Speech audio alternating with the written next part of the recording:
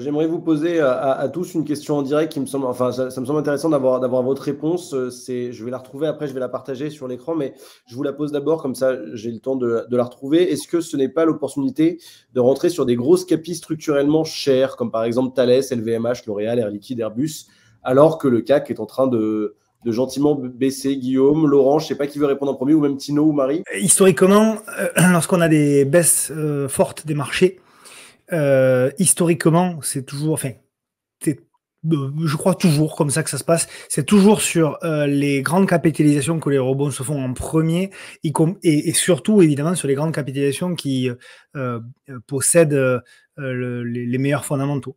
Donc, je ne sais pas si ça répond en totalité ou partiellement à la question, mais en tout cas, les valeurs qui ont été évoquées font partie, du compartiment des grandes capitalisations, et deux, font partie des valeurs qui, je crois, ont les plus beaux fondamentaux. Donc, à jouer au moins un rebond dans un premier temps et plus si affinité, effectivement, ces valeurs-là, sont les valeurs qui, en général, baissent le moins, et puis, surtout, ont tendance à rebondir en premier.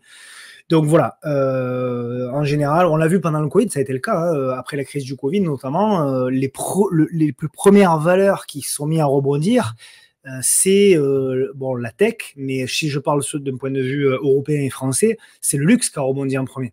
Et après, derrière, on a eu les autres valeurs, on a eu l'aérien, les bancaires en dernier, et ensuite, c'est le compartiment des small caps qui s'est mis à rebondir. Ça se fait généralement dans cet ordre. Et donc, pour répondre à la question, en tout cas, je ne sais pas si c'est sur ces prix-là une opportunité encore. Je pense que pas tout à fait encore. Mais ce qui est sûr et certain, et je pense que c'est le sens de la question aussi, c'est qu'en effet, je pense que c'est sur ces valeurs-là qu'il faudra aller en priorité, sur les plus belles valeurs et les plus grosses capitalisations en priorité lorsque le rebond va s'enclencher, parce que je vous rassure, le rebond, il va y avoir à un moment donné ou à un autre, de toute façon. Laurent, tu es d'accord avec Tino?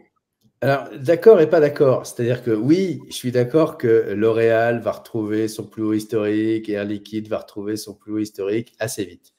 Mais je pense que c'est le moment de déployer les capitaux sur les mid-cap et les small-cap. Parce que la croissance mondiale se tasse. En Chine, ça ne marche pas très bien. Aux États-Unis, on a des signes clairs que la conjoncture est en train de se tasser. Et donc, je pense que, et au contraire, on a une conjoncture européenne qui redémarre. L'Europe est en avance sur le cycle pour une fois. Et donc, je pense qu'on aura plus de croissance bénéficiaire sur le CAC Mid que sur le CAC 40. Et comme moi, je suis un fondamentaliste et je pense que les cours suivent les résultats, le problème, c'est que si vous achetez du L'Oréal, bah, vous n'avez plus les capitaux pour acheter des valeurs, des belles valeurs, des belles mid qui sont vraiment pas chères. Et donc, vous pouvez rater des opportunités meilleures à moyen terme, hein, bien sûr, parce que c'est sûr qu'au début du rebond, c'est L'Oréal et Air Liquide qui remontent en flèche.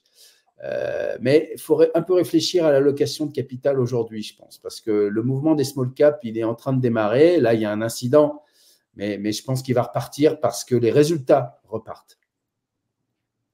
Merci Laurent. Guillaume, tu veux ajouter un mot? C'est-à-dire que moi, je suis toujours favorable à regarder à 5 ans.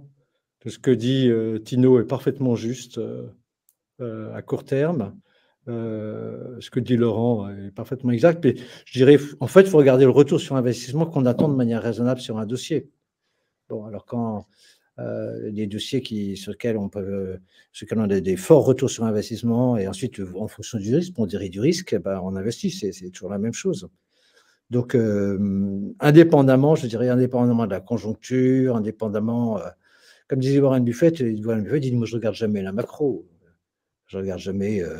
J'ai dit, je ne regarde même pas les taux d'intérêt. Voilà. En fait, je pense que le secret, c'est d'acheter une société qui a un très bon retour sur investissement. Alors, ça peut être dans les mid-cap, hein, exactement, comme le dit Laurent. Et puis ensuite, jouer de la patience pour attendre que ce qu'on a visé se réalise.